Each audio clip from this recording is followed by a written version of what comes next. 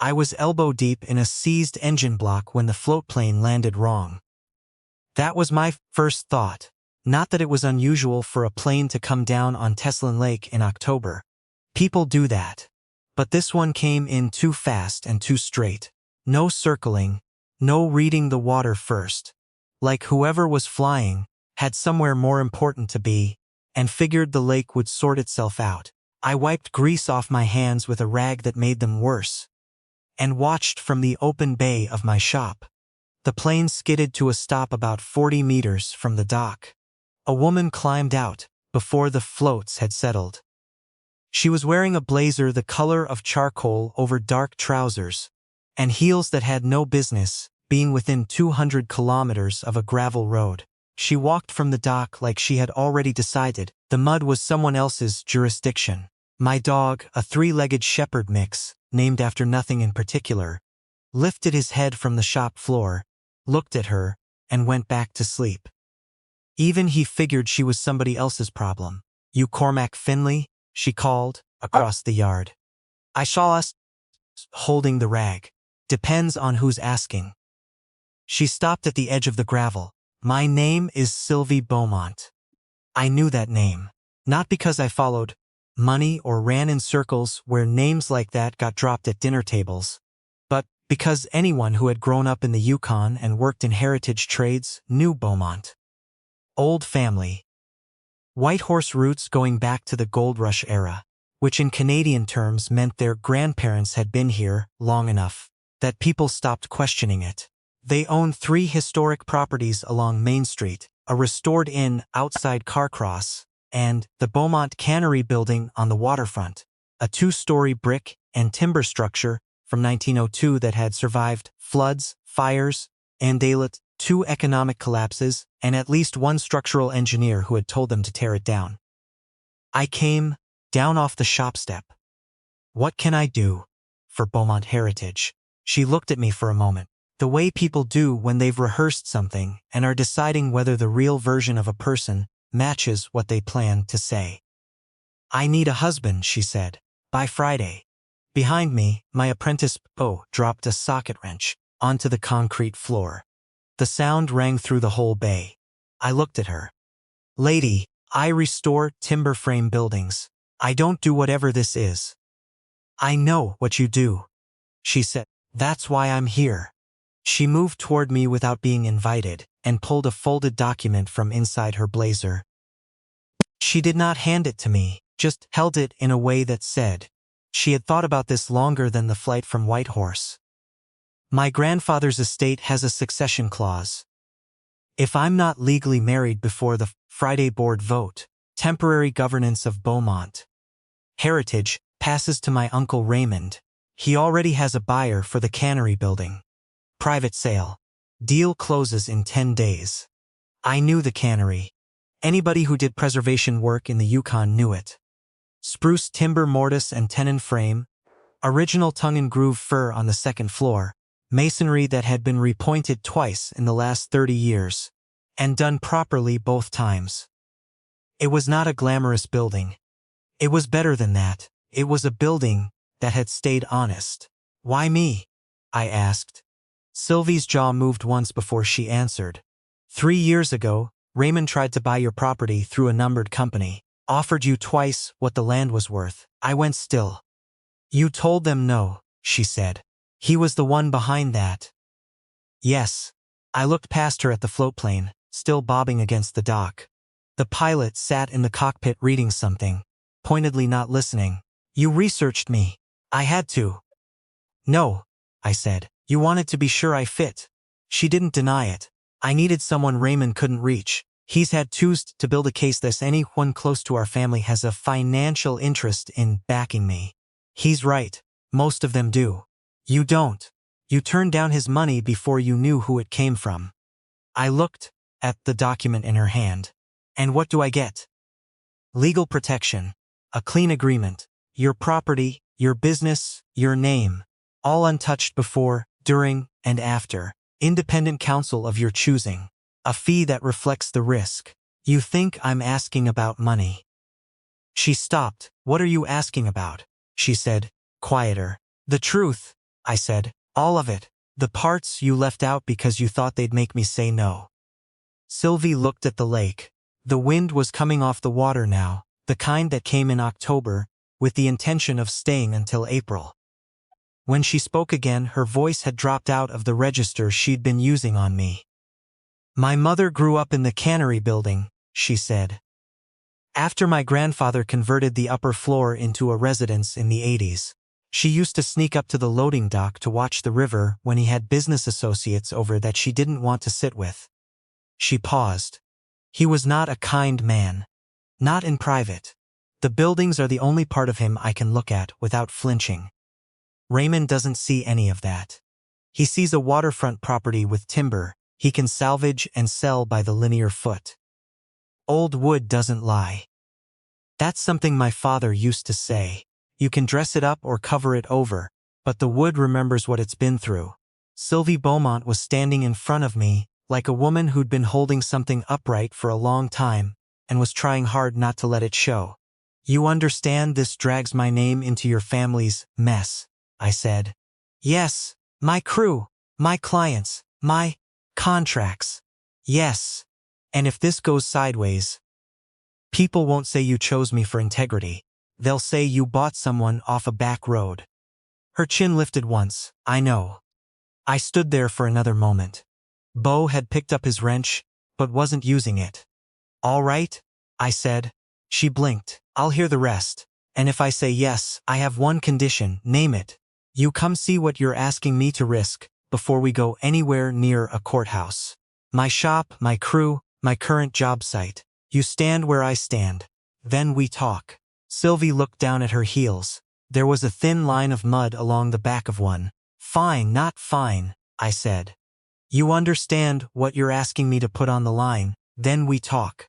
Something shifted in her face. Not softness exactly, more like recognition. All right, Cormac Finley.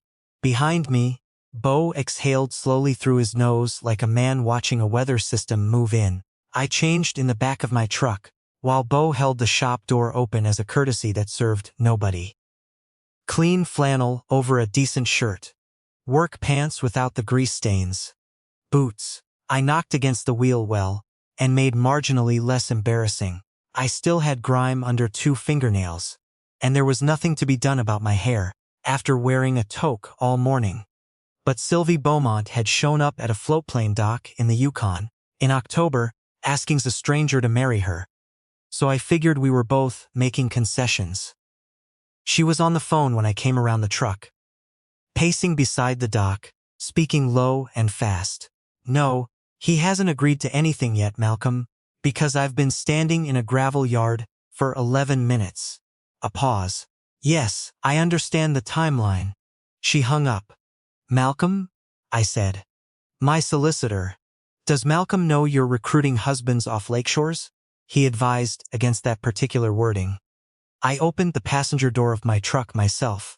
She climbed in without commenting on the fact that there was a folded topographic map on the seat and a thermos of coffee that had gone cold 3 hours ago. She set the map on the dash and immediately handed me a large envelope. What's this? I asked. Prenuptial agreement, temporary governance arrangement, independent legal waiver, asset confidentiality terms, and a dissolution pathway. I stared at her, almost romantic. It is not romantic. Got that from the dissolution pathway. She looked like she wanted to respond to that, but had decided she didn't have the time. Cormac.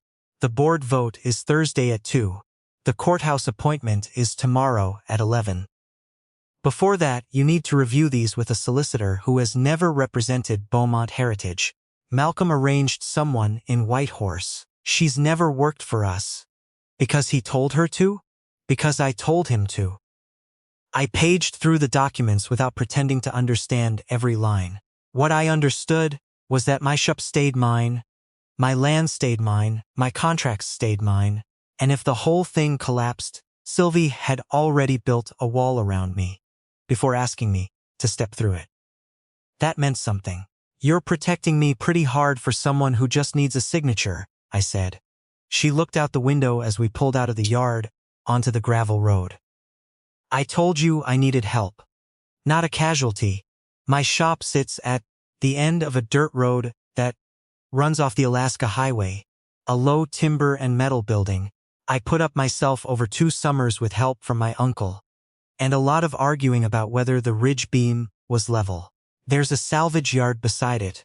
Old doors, window units, reclaimed fir flooring stacked under tarps, a masonry chimney I pulled out of a teardown in Haines Junction last spring. A hand-painted sign above the bay reads Finley Restoration. The paint is fading and I keep meaning to redo it.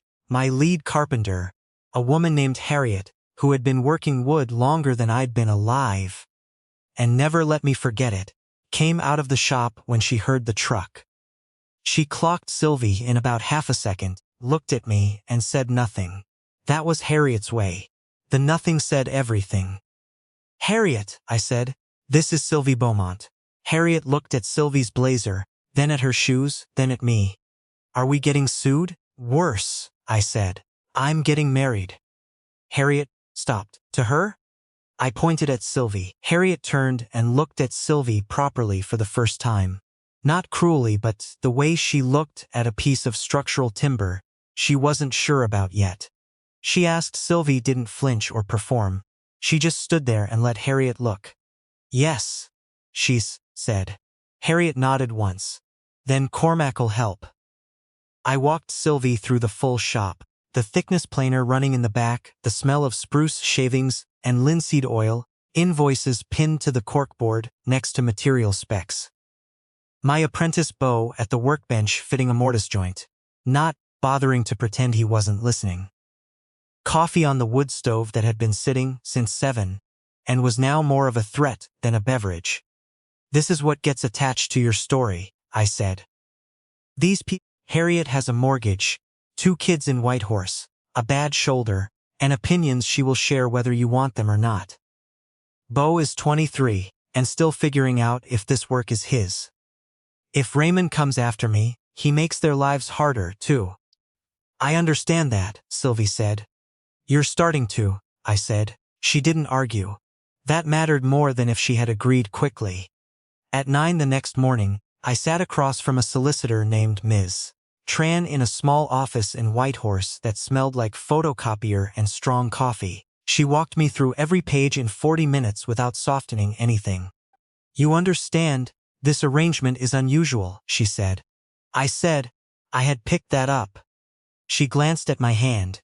"You also understand it is legally binding if both parties enter knowingly and freely." I told her that part I had worked out. She looked like she didn't fully believe me, but also like she'd seen stranger things come through that office, which in the Yukon was probably true.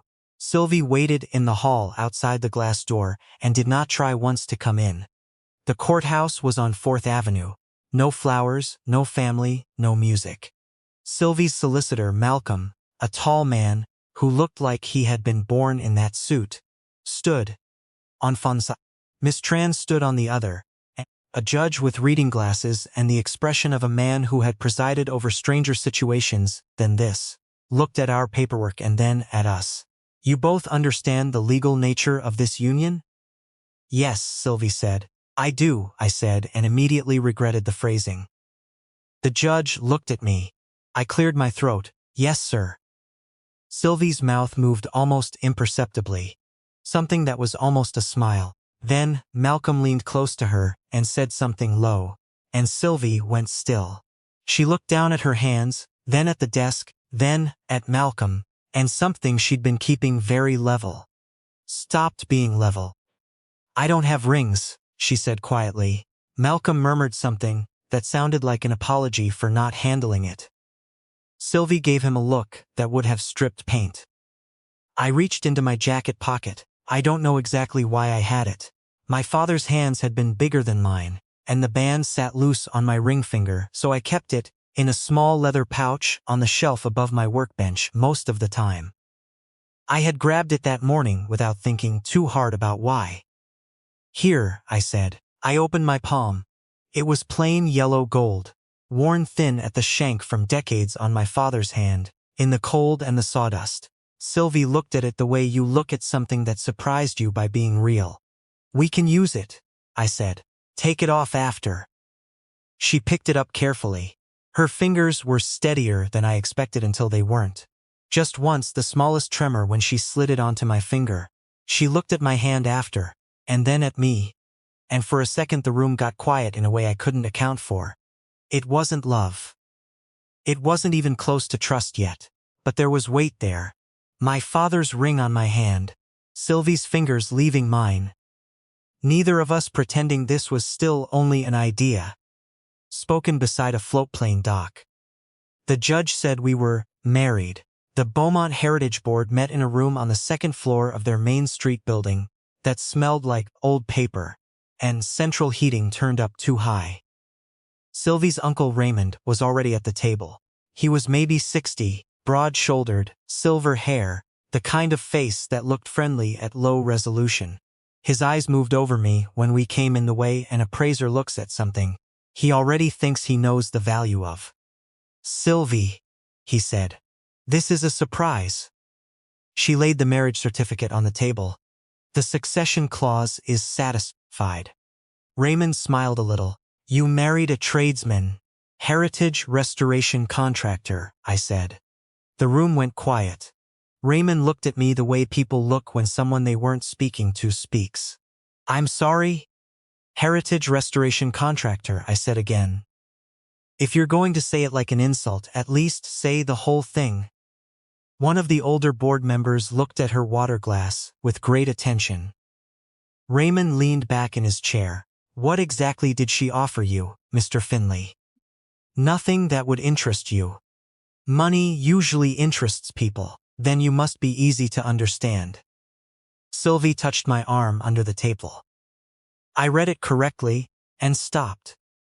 Malcolm laid the documentation out with the efficiency of a man who had spent 20 years, making sure people couldn't argue with paper. The board chair, a woman named Adrienne Marsh, who had the face of someone who had survived 3 governance crises before lunch, read everything twice and then once more.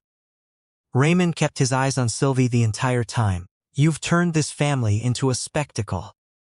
Sylvie's voice stayed flat. "I kept you from selling a building that's been in this family for 120 years. That one sat on the table." Adrienne folded her hands.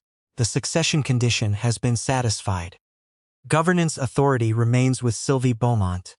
Raymond stood, buttoned his jacket, and looked at me. "Enjoy the honeymoon." "Enjoy the loss," I said. Sylvie got hold of my sleeve under the table, but by then Raymond was already turning toward the door. For about 4 minutes I thought we were done. Then Sylvie's phone lit up. Then Malcolm's. Then Adrienne's assistant came through the door with the expression of someone carrying news they hadn't asked to carry, and leaned close to Adrienne's ear. Sylvie looked at her screen. Her shoulders didn't change, but something behind her eyes did. She turned the phone so I could see it. A local news aggregator, something called Yukon Pulse. The headline had been live for 8 minutes. "Beaumont Heritage Heiress Surprise. Courthouse Marriage Raises Fraud Concerns. Family Source." "Raymond," she said. Outside the boardroom windows, someone with a camera phone was already standing on the sidewalk below. Sylvie's Whitehorse condo was, apparently, no longer private. Her building's front entrance had a journalist and 2 people with phones. Her driver. She had a driver, which had not come up until now. Called to say the parking level was also compromised. I looked at the marriage certificate still on the table, then at my father's ring. Paper had gotten us through the clause. Paper was not going to get us through this. Sylvie stood in mid of the emptying boardroom, like she was stood in the middle of the emptying boardrooms on 10 disasters. I picked up the leather portfolio she'd set down and put it in her hands. "You needed a husband by Friday," I said. She looked at me. "Then you should probably come stay at mine." Sylvie showed up at my place at 8:30 that night. She had 1 rolling suitcase, a laptop bag, a duffel I recognized as containing things she had decided she couldn't leave behind, and the expression of a woman who had just finished a very long day and was about to start a harder one. My place is 20 minutes outside of town, past the turnoff from the highway, at the end of a road that is generously described as gravel. The house is not large. It has a main floor, a loft I use as a home office, one bathroom, a guest room that mostly stores lumber samples and old project files, and a wood stove that heats the whole place well enough as long as you don't let it go out at 3 in the morning. Sylvie stepped inside and looked around. "It's small, she said. I set her suitcase by the door. "Good start." She caught herself and looked at me. "I didn't mean it badly." "You did." "I meant it honestly." I pointed down the hall. "Guest room is on the left. The window doesn't seal. In the bottom right corner, I've got it taped for winter. The bed is new. The closet sticks unless you lift the door when you close it. The bathroom has one working towel hook, the other one stripped out of the drywall last March. I keep meaning to fix it." She looked at me for a moment. "You really know how to welcome a wife." "I'm new at this." That first week felt less like a marriage and more like a weather event that had moved indoors. Sylvie had calls before 7 every morning, 6 spread across my kitchen table by the time I came in from checking on the wood stove, and Rame's name appearing in messages that made her go quiet in ways I had learned to read as bad news. 80 badaktis, someone had photographed her outside the courthouse. Someone else had found the shop number. Harriet started answering the shop line as Finley Restoration. No comment, regardless of whether it was a journalist or a client. Asking about a window assessment. When I pointed out that this might cost us work, Harriet said that anyone who couldn't tell the difference between a restoration contractor and a tabloid's story probably wasn't worth working for. At night, Sylvie sat at the kitchen table with her files in neat piles while I ate leftover chili out of a pot across from her. She slept in the guest room. I slept badly in mine. Nothing happened the way the internet probably assumed it did. No declarations in the middle of the night. No dramatic turns in the hallway. Mostly it was me forgetting she was there, and startling when I heard her on a call at 6 in the morning, and her stepping around my boots that I kept leaving beside the back door. But small things changed. She learned the wood stove needed to be damped down before 10, or it would wake her up at 3 when the flu ticked. I learned she drank tea in the morning and coffee only after noon, and that she added nothing to either until she was tired, at which point she added too much honey to the tea and pretended she hadn't. She started leaving her shoes at the door in a way that looked like she had accepted the layout of the house as a temporary fact. One evening, I came in from the shop and found her standing on my step stool in the guest room, forcing the taped window corner back into its frame with the heel of her hand. "What are you doing?" I asked. "Fixing your window." "I was going to do that. You said that on Tuesday. I've been busy being publicly married." She looked at me over her shoulder, and for the first time since the floatplane dock, she laughed. Real short, surprised, the kind that meant she hadn't planned to. The next morning, she brought coffee to the shop. Not from a machine. She had gone into town and come back with cups from the place on the corner of 2nd Avenue. Names written on the side in her handwriting, which was precise in the way that said she had learned it on purpose. She had asked Harriet the previous day who drank what, and Harriet had told her. And Sylvie had remembered. Bo looked at his cup, then at me. "She knows my order." "She has a memory," I said. Harriet watched Sylvie talking to Bo about the transom window they were restoring, and leaned close to me. "She's not what I expected." "What did you expect?" I asked. "Rich difficulty."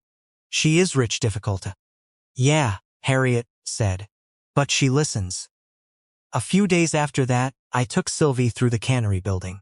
Raymond had managed to delay the formal heritage review, which gave us a window, short, possibly closing, to document the structure properly. The main floor smelled like old timber and river damp, the particular combination that you either love or don't, and if you don't, heritage work probably isn't your calling. The ceiling was exposed, spruce, the original frame still holding the roof without drama. There was water damage in the northeast corner, where a flashing had failed, and someone had patched a section of the fir floor badly sometime in the 90s. But the bones were right.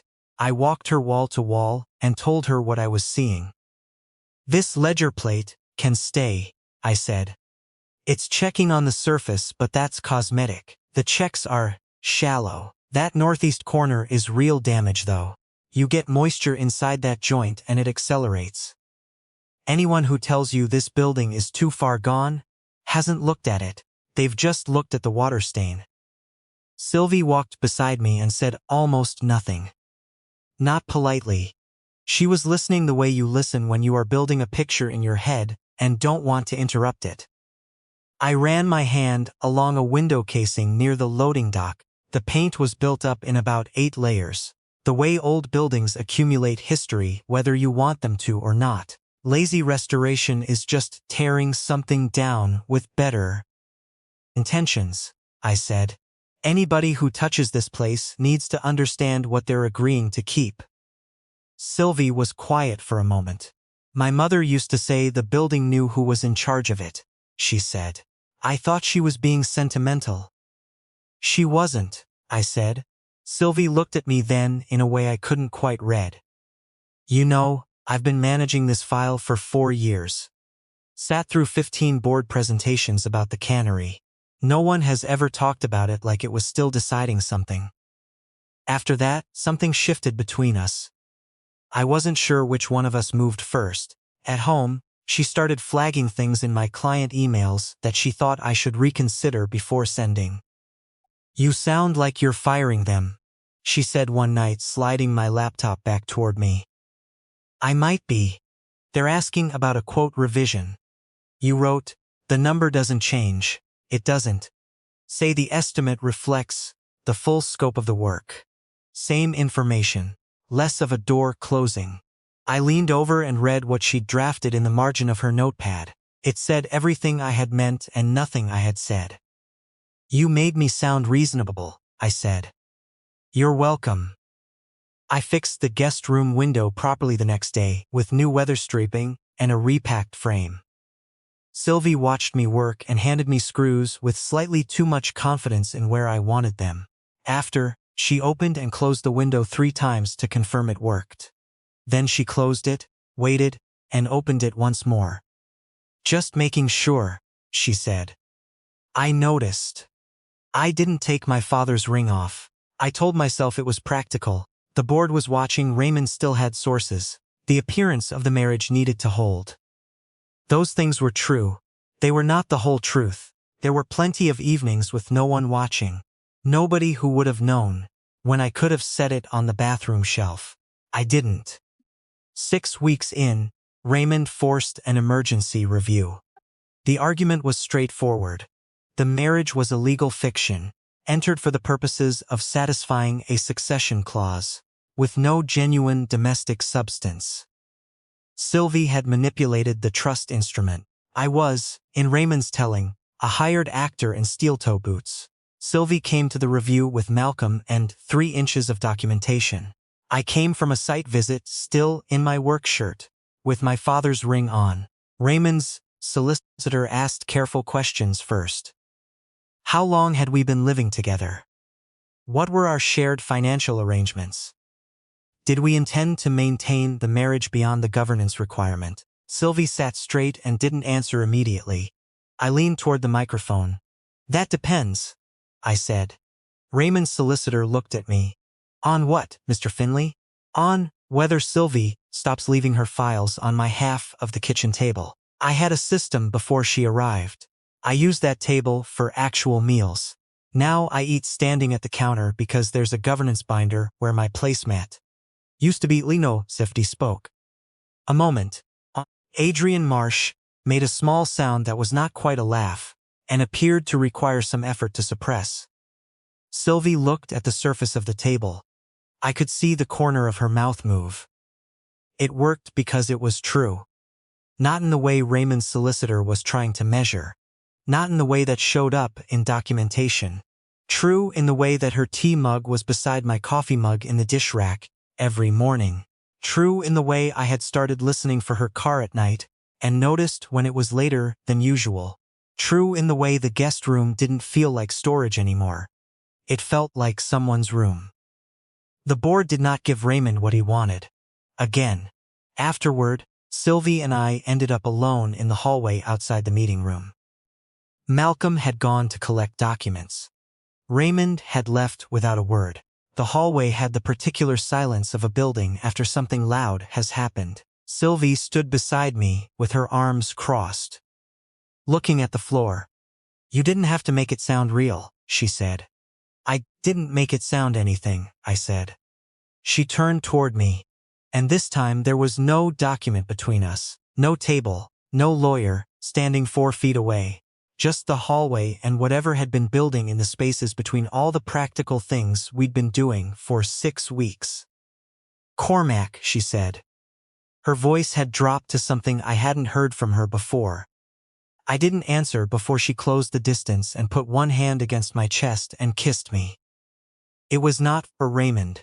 It was not for the board. It had nothing to do with Friday's vote, or the clause, or any of it. It was just the two of us in a quiet hallway where nobody was watching, finally doing the thing that had been true for longer than either of us had said. She pulled back, looked at me.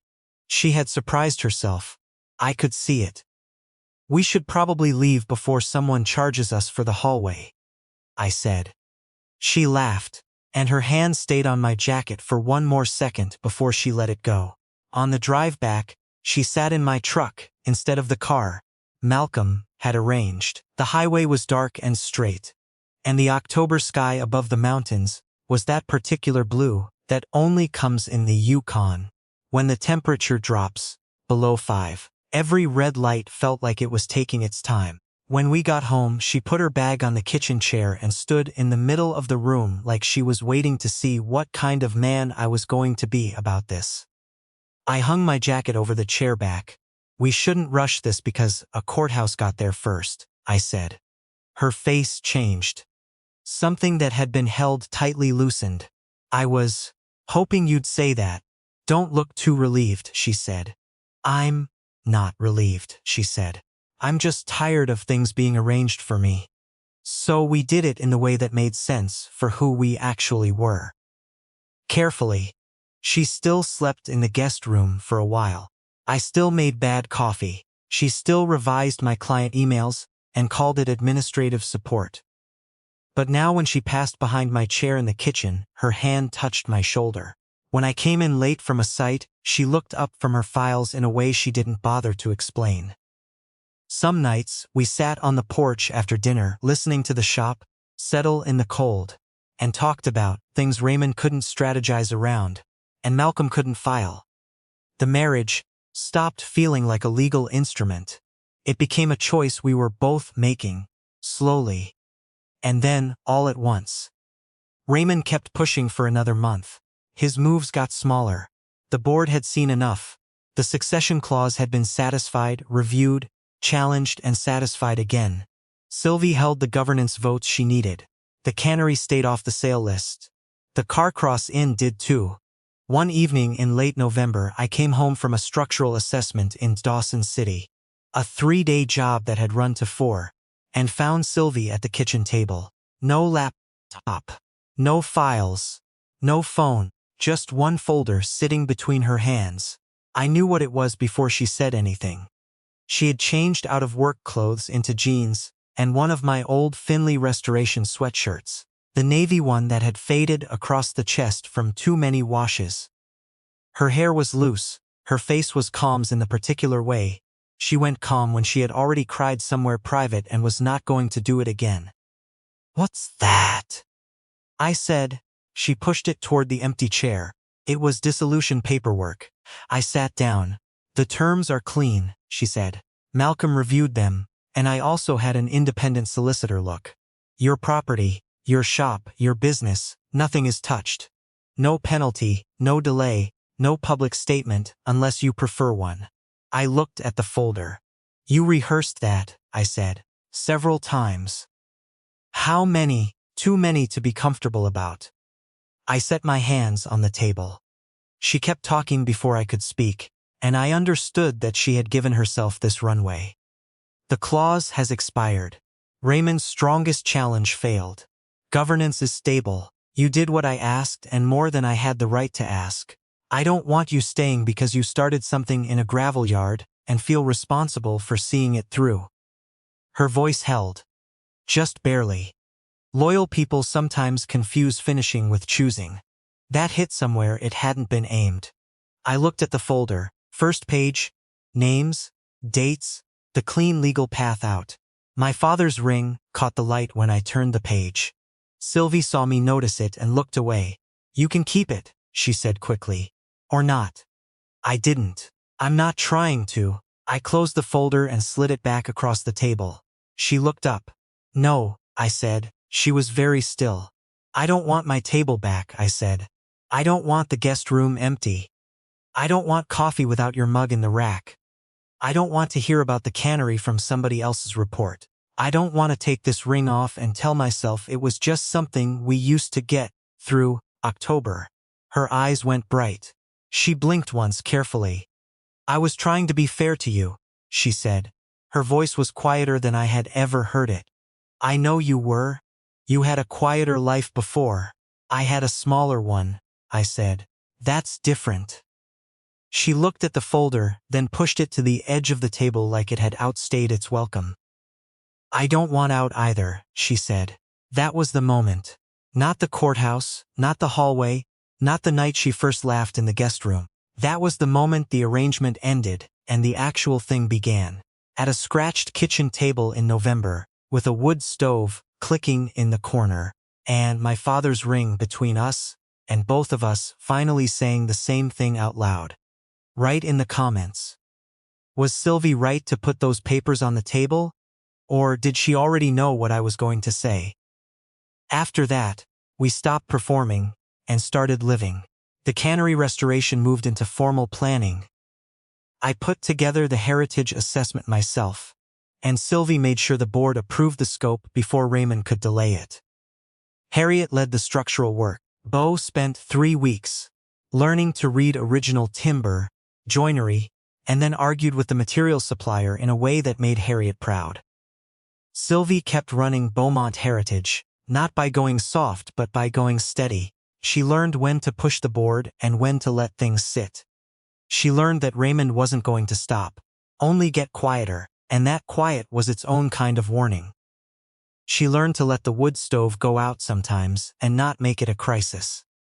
The following spring, we had a real wedding in the restored upper floor of the cannery building. No press, no board members who came to be seen, no Raymond. Just people who belonged there. Harriet stood near the front and cried hard enough that she complained about it for weeks after. Beau wore a tie that he kept adjusting all evening. Malcolm attended in his suit and was genuinely, visibly moved, which surprised me and I think surprised him. Sylvie came in, without the blazer, without the folder, without the wall she had carried onto my floatplane dock that October morning. When she reached me, she was just herself. No performance, no calculation, no dissolution pathway. I used my father's ring again. This time, nobody said we could take it off later. Afterward, we stood near the old loading dock window, while the light came over the river and down through the original glass. The kind that has slight ripples in it, because it was made by hand a century ago, and never replaced. Sylvie leaned into my side and stayed there. Years later, people would ask how we met. She always smiled before she answered. I needed a husband by Friday, she'd say, and then I would tell them the part about the floatplane.